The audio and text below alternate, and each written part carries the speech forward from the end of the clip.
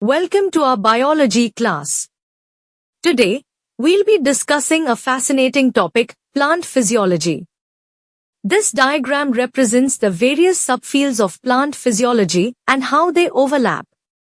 At the center, you'll notice the term plant physiology, which is the study of how plants function, everything from photosynthesis to nutrient uptake. I see. So, are the surrounding circles related to plant physiology? Exactly.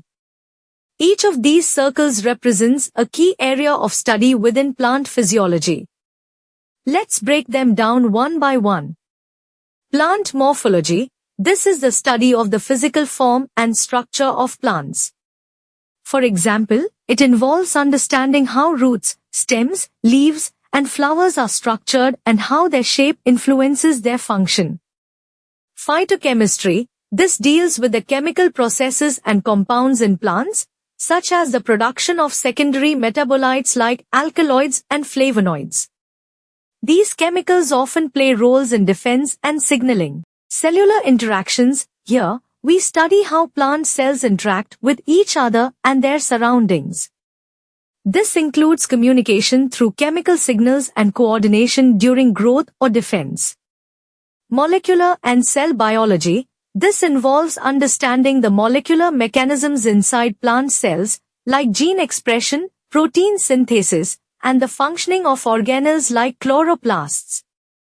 Environmental interactions. This examines how plants respond to their environment, such as adapting to light, water, or temperature changes. For instance, plants open or close their stomata to regulate water loss and gas exchange.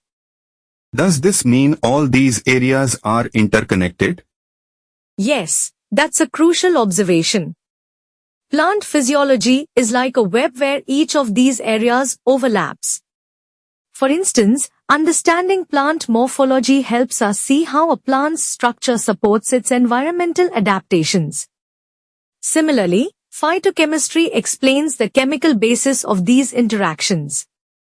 Plant physiology forms a foundation for multiple topics like photosynthesis, respiration, and water transport. Questions often test your understanding of these interconnected concepts.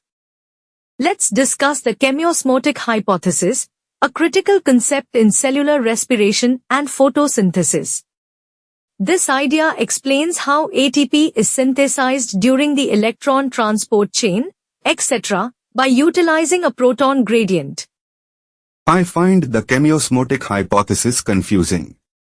Could you explain it step by step? Of course.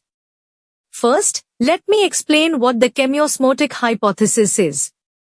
This hypothesis, proposed by Peter Mitchell, suggests that ATP synthesis in mitochondria and chloroplasts is driven by a proton gradient across a membrane.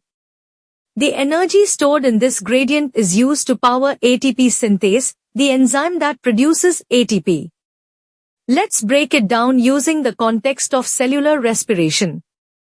Step 1. The proton gradient. In the electron transport chain, etc., located in the inner mitochondrial membrane, high-energy electrons from NAD and FADH are passed through a series of protein complexes, I, 2, 3, 4.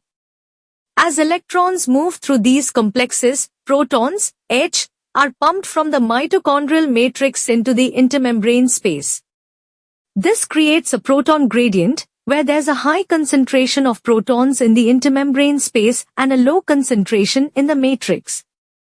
So, the etc's role is not just to move electrons, but also to pump protons across the membrane? Exactly. This separation of protons creates an electrochemical gradient, also known as the proton motive force, PMF.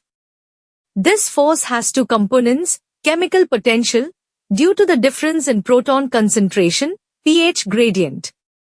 Electrical potential, due to the charge difference across the membrane.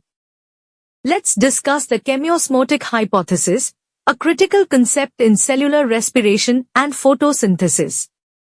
This idea explains how ATP is synthesized during the electron transport chain, etc., by utilizing a proton gradient.